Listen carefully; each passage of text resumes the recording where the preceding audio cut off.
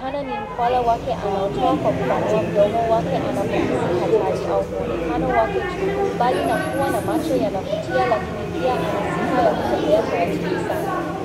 Si kwamba hawezi kabisa kuongeza spidi, la hasha, hata akiongeza bado haitaweza fanana na viumbe wengine kama mjusi. Hata hivyo usije fikiri hana wanyonge wake katika mwendo. Wapo wengi tu hawamfikii mwendo kinyonga, kama jongoo, washawasha na hata konokono. Duniani kuna aina zaidi ya 100 ya kinyonga, chakula cha kudhibiti wadudu kama kumbi na wengineo wa aina hiyo. Madume wa kinyonga ndio huishi miaka mingi zaidi ya 2 na isiyo 5, wakati majike huishi muda mfupi sana, kwa kuwa punde tu wanapoza hufa.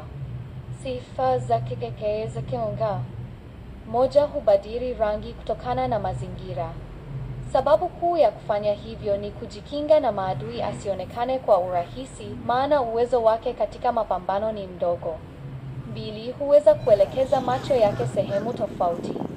Kinyonga ana uwezo jicho lake moja kutizama vitu vya mbele na jicho lake la pili akatizama nyuma, na yote yakifika katika ubongo yakachambuliwa. 3. Ulimi wake ni mrefu kuliko mwili wake wote. Hivyo silaha yake kubwa wakati wa mawindo ni ulimi wake, ambao huweza kurusha mbali pindi atafutapo chakula chake.